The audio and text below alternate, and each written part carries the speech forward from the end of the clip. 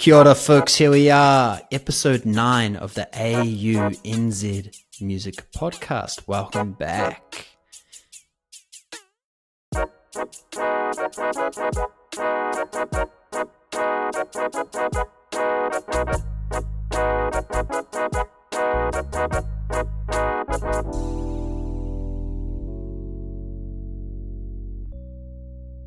Today, I am here with another Melbourneite. How are you doing today, Brogan?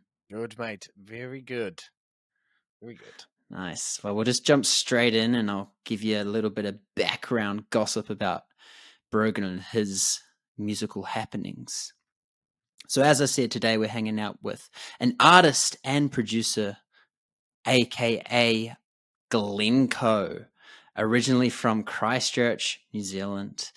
Music runs in his blood. His late father played with legends like Billy T. James, and his brother, Jason Kerrison, fronted the multi-award-winning NZ band Op Shop.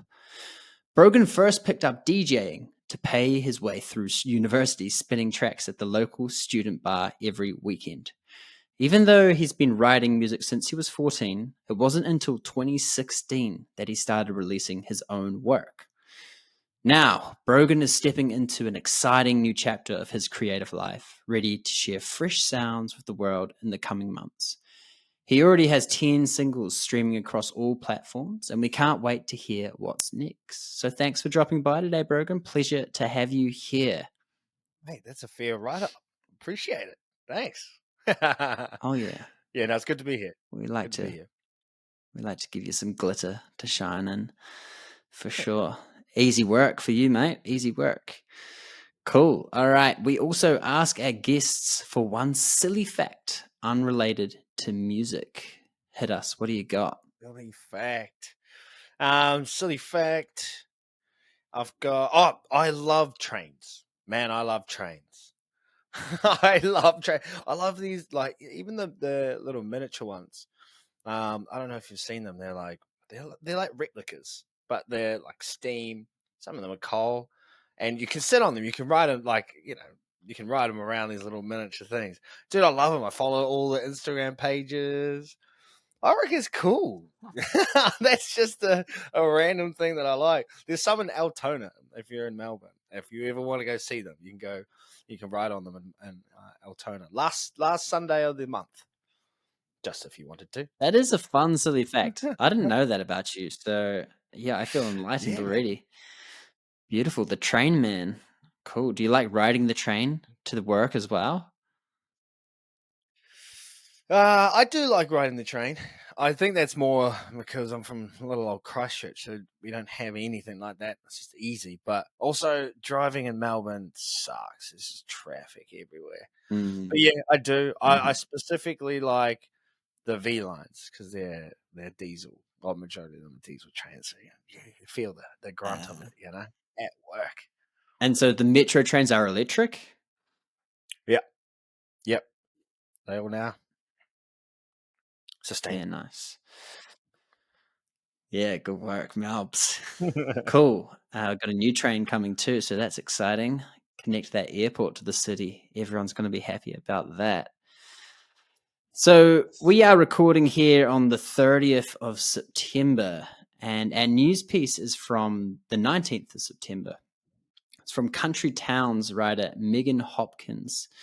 Published a piece entitled AI-Generated Songs Detected in Golden Guitar Award Entries.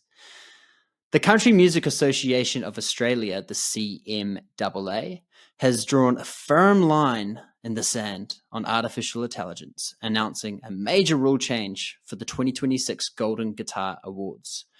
After several entries were discovered to be entirely AI-generated, the CMAA board announced that only fully human-created works will be eligible.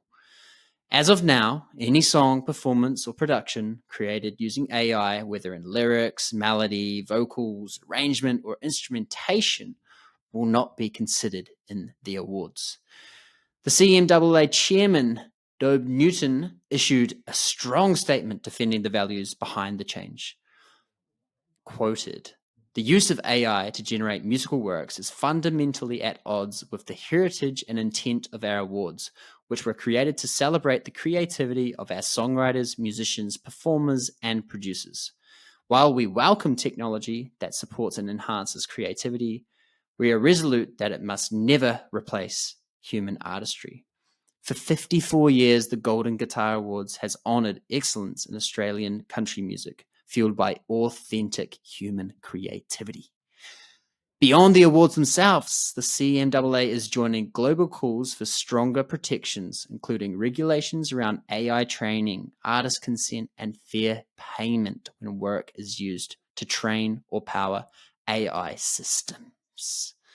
Very topical. And I know it's a bit of a roller coaster ride living in this world of music with AI, and we swing between the positives and the negatives of such innovations. But where are you at today, Brogan? What is your sense on not just the effect of AI in the music industry, but creative expression at large?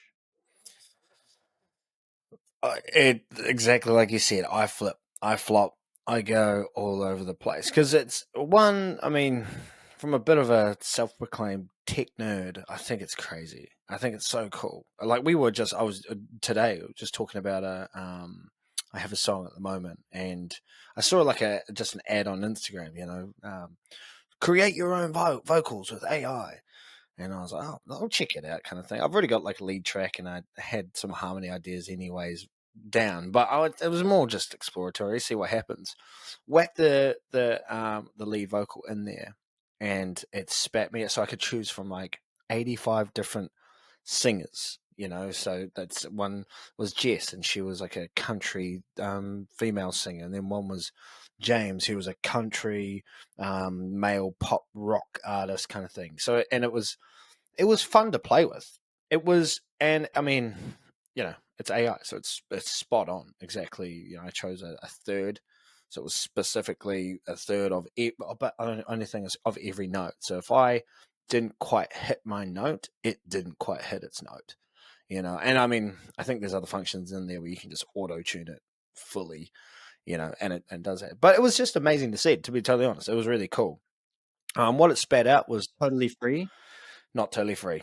Not totally. Well, it was free because I had you get like a certain amount of minutes that you can use. Yeah, right. And then I went through the minutes not knowing what I had that and blah blah blah. So for that first part it was. And then if I want to do anything else after that, I have to pay for it. But yeah, it was good. The only thing I would say, it's just not good enough for it to be like.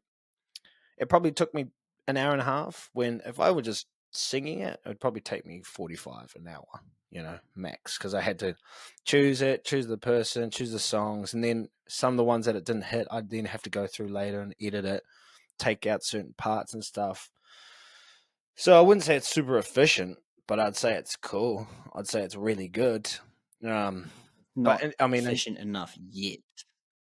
well, that's it. It exactly yet, Once it knows exactly, instead of it's an algorithm, I guess, so it just follows exactly that third. But if it was to figure out that okay, the note that I hit was wrong, so it just adjusts to that, that's sorted, So that makes that easier. That takes the editing part out of it. But I mean, the other thing is, I think is there not creativity in that? Choosing between Jess, John, Sam, whatever the sound may be that you want to, work with the vocal that you have. Maybe that's creation, I guess. But Or I even mean, just choosing to use the platform itself. Is that a creative decision? exactly, exactly. I think we've gone from I look at T-Pain. That was auto tune before everyone knew what auto tune was. And then that was his sound, and then when people realize, oh, he's using a computer to sound good. And then everyone's like, oh, that's bad. But the 10 years before that, he was doing it and he was famous as, no one really cared because it was a sound. But I don't know. I just want to put this out there, though. I agree with what they've done. I think it should be, if there's awards and things on the line, I'd say that's probably I say it's probably fair. It's probably fair, but also, how are you going to draw those lines? You know? It also kind of makes me think about like the Olympics being drug free. It's like the AI is the cheat code, the drug that you can use, and now they're trying to ban it. They're testing for AI in the Yeah, musical award systems. exactly. Testing before you get your accolades. Did you pass the test? But I mean, that's the thing that it said lyrics there, right? So like, how does it know that I use ChatGPT to find the second line of the verse? You know, like Yeah, yeah, that's true. it's. I think it's gonna. It's probably maybe it's more of a statement. Maybe it's more of a statement that we don't want you to use it, but we have to Yeah. test that you have. Inspires a little bit of fear in the entrance as well, maybe. Like, oh, I know I used it. Like, am I really going to try put this in? Sort of thing. And what I was going to lean into is that it feels like it's going to be accepted more willingly by certain genres, right? Like, Mm, country feels like one of those genres that's been so staunch on their authentic expression for so long, mm, and I know that they're riding like a popular wave at the moment, so maybe that changes the boundaries of authenticity acceptable. But mm, if you think about like electronic music, it just feels like AI is going to be integrated into that so much more easily with less resistance, as opposed to mm. folk music. That's to be honest. When I think about electronic music, I think what's left.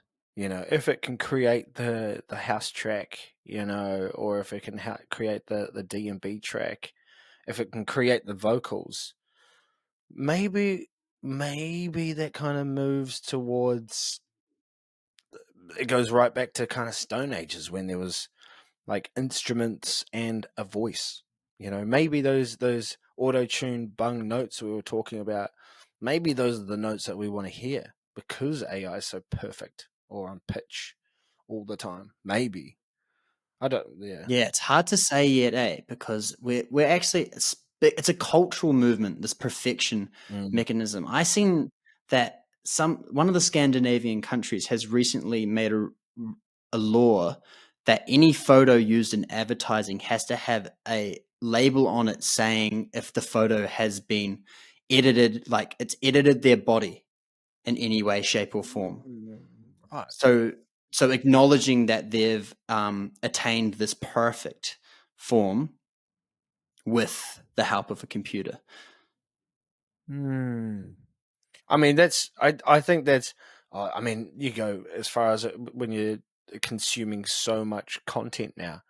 You know, like I think about the younger ages and things like that. When you've got perfectly sculpted bodies, and you know, males, females, all the in betweens. Like you see it. And I mean, if I was a kid, I'd be like, "Wow, I need to look like that to feel normal," which is not normal. You know, which is not normal at all. I was going to ask, with back on that part about the AI, if you were to create a song, would you feel bad for using AI? No, I wouldn't feel bad. Or would I? Oh, It bad, depends to what extent, I guess. Hey, like, what have I done? Have I literally just guilty. text prompt to a song? I wouldn't feel like Mm, I wouldn't feel like I've created a song. But if I used AI in the same similar way that you did it, maybe to do harmonies or maybe to do like, well, definitely like mastering. I've used it for mastering, mm, or mixing or something like this. Not to say that those aren't creative practices, but they're practices that I can't do. So maybe when you're mm, outsourcing what you can't do to AI, it doesn't feel so cheaty, so guilty. mm. Yeah, the guilt isn't as there because you. I mean, you. I was gonna send it off to a mastering engineer anyway, or a mixing engineer anyway. But instead, this is just. It's not a person. It's a whatever it is, an AI. Yeah, I don't know. Mhm. That was one question I had. I kind of thought. I mean, regardless of like these are the guidelines. This song has to can't have any of this. I don't know. Do I feel bad for stemming out some harmonies? You know, should I feel bad Mm. about that? Am I going to use them? Can I still use them without that? And still get sleep at night? That's that for me. It's like a moral compass. Well, I would say for me, much like with auto-tune, it was a slow burn. I was very against auto-tune to start because it felt like it was stealing from the art of singing with control and pitch, and like sort of like leaving singing like expertise to a reserved class somewhat. Mm. And it took, talent, but it took practice and effort and confidence to be a good singer. But I'll use auto-tune in the sandbox all the time now. One, just because it gets the idea done quicker. Two, because it's kind of funky and fun and silly. Mm. And three, I don't know, it can just be easier sometimes. I don't use auto-tune on the tracks that I've released, at least maybe just a few notes to touch up, but I'm not slamming it with auto-tune, It's Yep. like the non-educated listener wouldn't hear it. That's the other thing, like the non-educated listener, and I guess like that's what I think. I was thinking the same thing with my vocals. Like, say, my lead vocal, still my lead vocal. That's processed. It's got compression on it. It's got EQs, which is all computer-based stuff anyway. But then I think about, okay, I add the harmonies in there. I kind of think people don't know they're there. They know that, oh, that sounds nice, but they don't know, oh, that's a third harmony. Oh, there's a fifth in there as well. Check that out. Wait, that doesn't sound like his specific vocal tone. That sounds like Josh, the AI from country.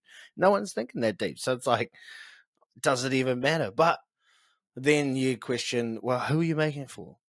Are you making it for yourself? Or are you making it for them? Or I don't know. It's Does music. it even matter to you, I guess, is the real question, eh? That's As you it. said before, can you sleep at night with it? Yeah, exactly. Am I going to be able to sleep at night? If 17 people or 17 million people hear it, like, don't know. Yeah. Complicated territory. Complicated indeed. That brings us to the end of part one anyway. And this week we're very blessed to have a song from Glencoe himself. Brogan's sharing an unreleased song with us today called Rick, Cold Outside. And we'll come back and talk about that in detail and some of the production and recording processes he went to, the inspirations and whatnot.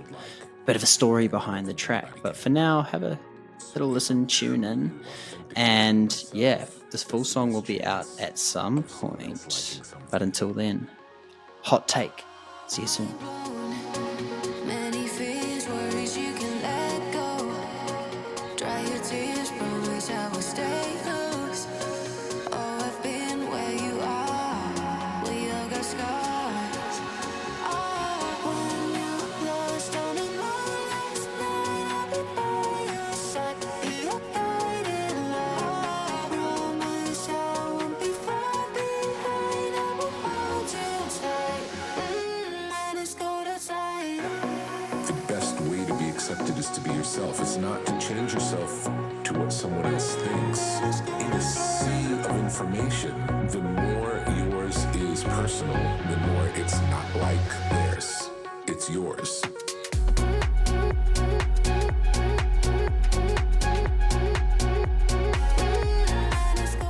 Rick, Cold Outside from our very own Glencoe on the air right now with us.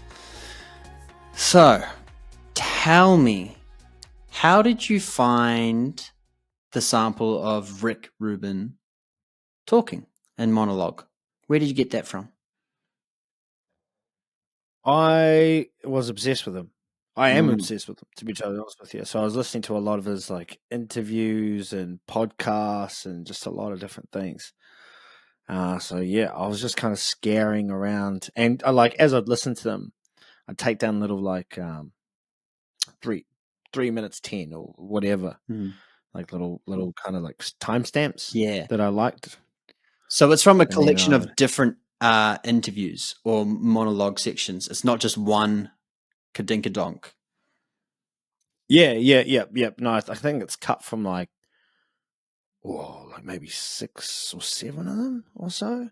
Some of them like preview ones that he's done, before he released a interview or a podcast.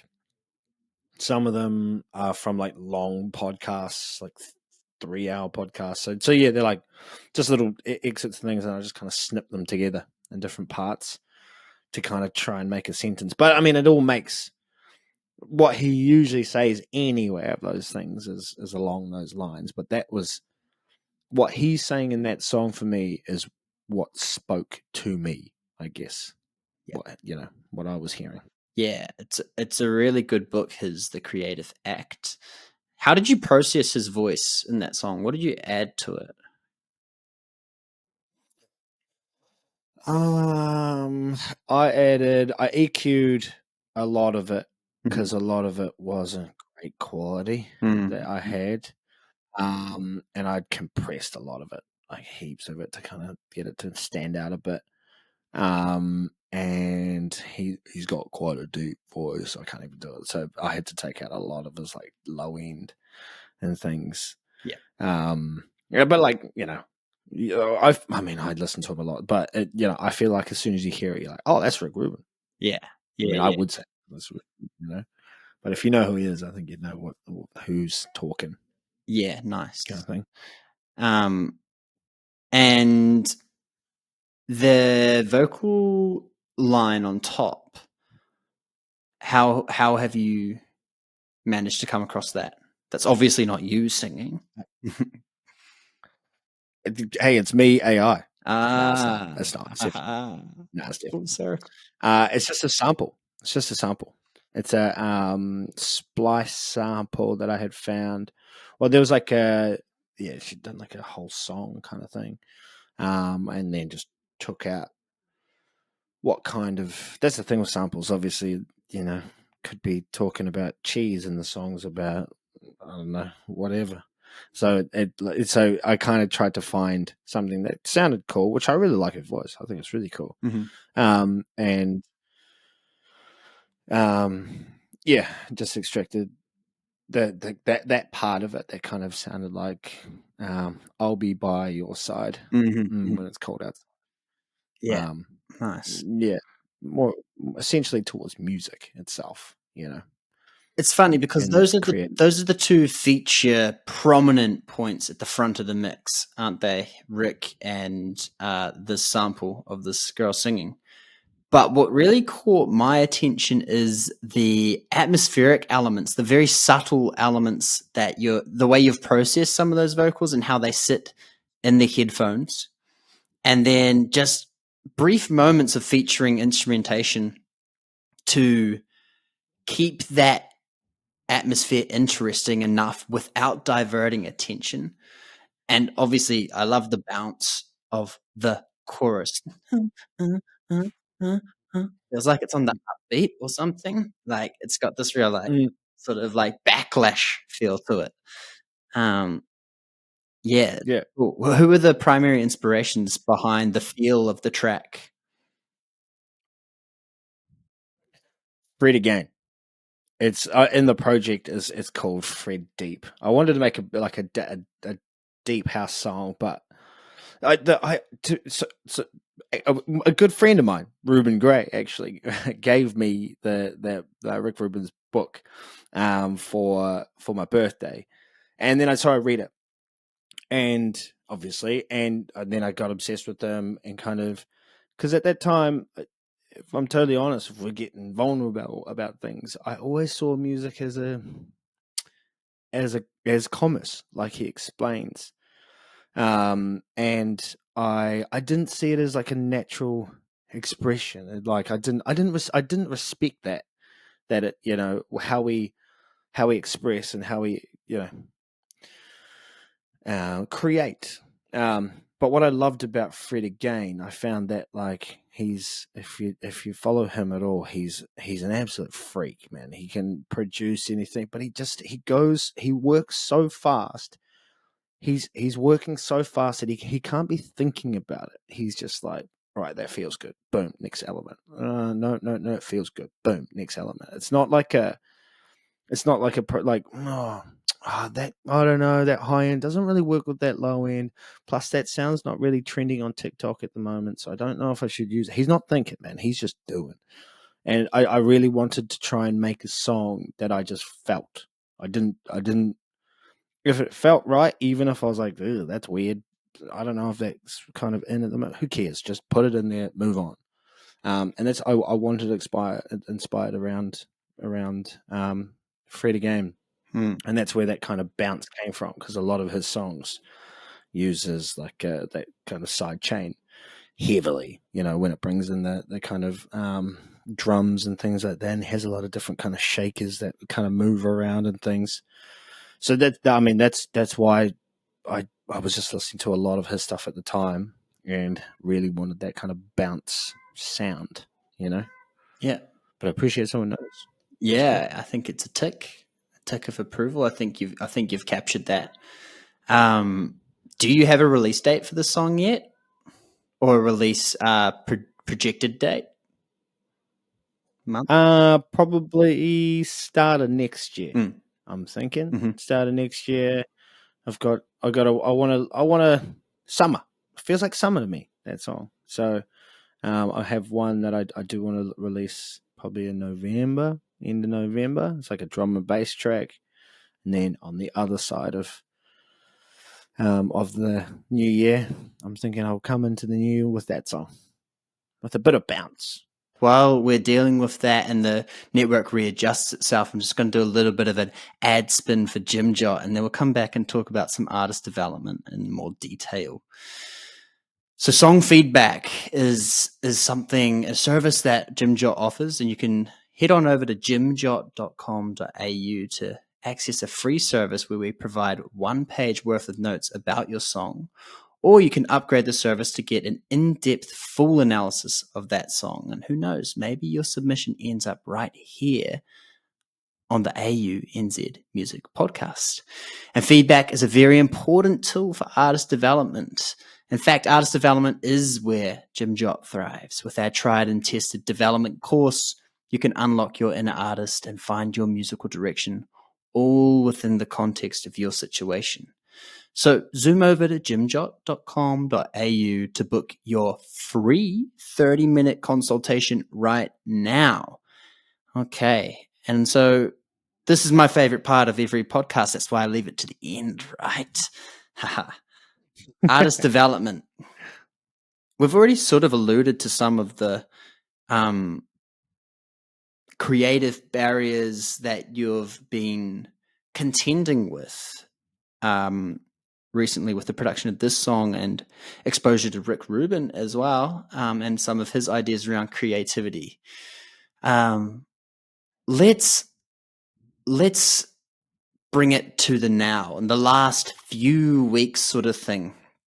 Any aha moments that you've encountered around your artistry, your creative expression? It can be the next domino in the series of events that came from this song, but anything that's happened in the last few weeks for you, artist development wise, please share. Artist development wise, man, to be honest, I think there's a couple of things, but I think the one thing, artist development, even being able to accept that you're an artist. I think for me that was something that I never really wanted to accept. I didn't want to step into those shoes, because one, what if I fail? An artist has to be big. An artist has to be a big deal. It has to be a Fred again or a Skrillex. I also think there's a spiritual side of being an artist. I think once you accept, like, yeah, I'm going to do this. I want to be an artist. I want to be an artist. There's also again, Rick talks about, a lot of people talk about, is drawing from a source. I always thought, like, what if we run out of songs, or what if there's like not enough songs to write? But the Artist Way that you gave me as well. I've been reading that, and it kind of explains that. I've a bit of context. So I've grown up playing rugby. Went to an all boys school at the end, a bit of bravado. So spirituality isn't a thing. That's taboo. We don't go there. We don't talk about that. Like that's too woo woo. And I think for me, one, accepting that I'm an artist. Two, means I need to, you get a bit spiritual about things. You think deeper into certain things. A breakup. Why did it happen? What are the feelings that you felt about it? That you maybe weren't able to explain or talk about. And I think drawing down into some of those, that artistry itself, that was, for me, that was the aha moment. I was like, let all of those, like those kind of constructs that you saw yourself as a rugby player or a strong bravado type guy that doesn't talk about spirituality and who isn't woo woo, because that is purely what's holding you back from one, being able to express what you want to express, and two, being the person that you feel comfortable with, not a person who's just putting on the face. But in saying that, like, it's taken me years to even figure out that's a space. It's taken me a counselor to figure out that that's a face that I'm putting on, and the person that I really want to be, or who I want to be, is trying to scratch at the door and has probably for a while. So, if I was to boil that all into one thing, I'd say just accept yourself as an artist. I think that's the first place to start. Be that image. Step into those shoes. Don't be afraid of that. Yeah, you're alluding to removing some of the filters of self and the barriers we impose, the masks we wear. How are you going to defend yourself from wearing those masks moving forward? Because they're inevitably going to keep coming back on. And you could even make an argument. I'm sure there's lots of artists out there who struggle with removing the artist mask as opposed to putting it on. It's always, as opposed to taking it off, it's always stuck on their face. Like they can't remove it, especially in the age of social media. It's like you're always marketing. You're always representing your brand. There's no removing yourself from that. You are the brand.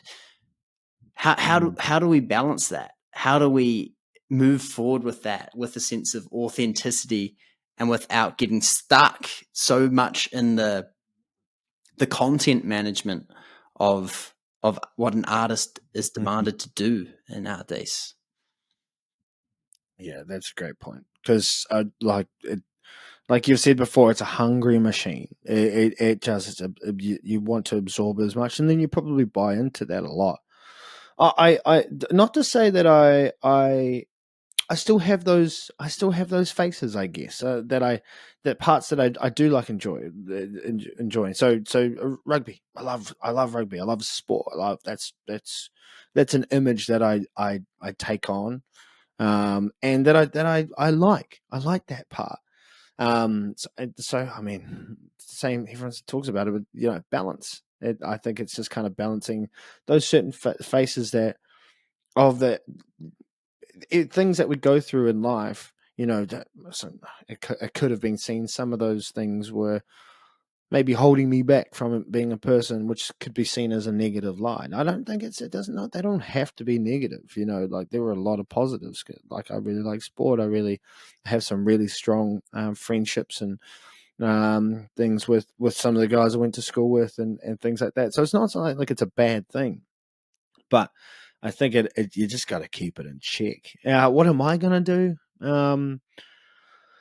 I don't know. I'm learning that. I guess I'm learning that. I think the main thing for me is probably, I think it's understanding that things that I had felt or things that I felt I wanted to do or say or sing or be or whatever, I always felt them there. If I'm totally honest, I could always feel those things there, but I just never let them come through. So I think for me, it's more about not pushing down those things, like not pushing down the the singing or the playing or performing and live, and I think that kind of will keep me in that light of an artist, even if I wanted to shy away. And two, honestly, I think it comes down to a strong network around you. If you are in the right place and you have the right friends and family and things like that, and I think sometimes you might have to choose. Some people that you might like and might be in your friendship group, but they might not be the best, or things. There's been a couple of those, and in recent situations for myself that I've been good friends with for a while, but when it came to me kind of releasing music or me singing publicly, they were always the first people to say something negative, although they were some of my best mates. And I had to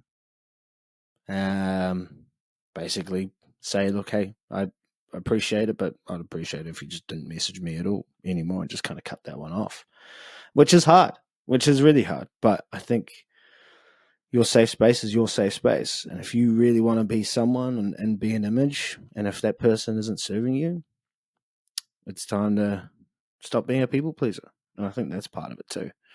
And cutting some of those off. What's best for you? Yeah, powerful words. It's not easy to manage an age the demands of an artistry whilst keeping a level of sanity and well-being if we can, especially in the information age as well, just drowning in everyone saying you should do this, you should do that, you need to have a cold shower every morning, you need to drink 75 liters of water every minute. It's always something new, some sort of optimization scandal being thrown down your throat. And it's much the same in the music industry too. There's lots of ideas about how to navigate the waters. The reality is there's no one way to do it. There's only your way to do it, because I'm still a believer that the authenticity shines through. I still think that if you're projecting the love and passion of something you're doing, I think people resonate with that. Obviously, there's still a quality standard, and it's very competitive atmosphere at the moment, in terms of you're competing with another 100,000 songs being uploaded to just Spotify every day. So it's flooded, to say the least. So it has to be good. It has to have good quality, but it has to be real too. I still think you've got a better chance being real and true to yourself than you do trying to project something onto the world and trying to be something you're not. Because then you're living like this kind of falsehood, this lie, and then you start to get crossed over with where you are in that. And where is your authentic expression in that? And it's really, you can lose touch of that really quickly. It'll surprise you. So for me, there's only one way to go when it comes to creative expression. It's just got to be true to yourself in that moment. Yeah, agreed. 100% agreed. I don't think I even realized that till recently. If anything, if you asked me that maybe even 3 years ago, 4 years ago, I'd be like, check this guy out. Man, what's he talking about? Like, he needs to get his head out of the sky. It's like, but and I think now, I think you're dead right. I think I thought of music, like I said, as a business, because I've got rent to pay. I've got to pay for food, and I'm like, yeah, it's all good being expression, like, being authentic and express, but how am I going to eat? How am I going to live? I always put that kind of negative spin onto it, which again I didn't realize until I started reading that book that you gave me, that The Artist's Way. I didn't realize that was actually a thing that a lot of people do, as they're purely just excuses as to why you can't or why you don't want to let that inner creative or that inner child out. So yeah, no, I 100% agree with that now, for sure. Great. So on that note, we will let Rick Cold Outside play out here for the end of part 2. Brogan, do you have anywhere you'd like to direct people so they can follow your musical journey moving forward? Find me on Instagram, Brogancoe, Brogcoe. Brogan, Spotify, Glencoe. Yeah, if you want to. You don't have to, but that's where I'll be. You heard it here first, folks. New music coming next year from Glencoe. Thanks so much for joining us today, everyone. Big shout out to Brogan, and until the next month, we'll see you then. Take care. Stay true to yourself. Haha.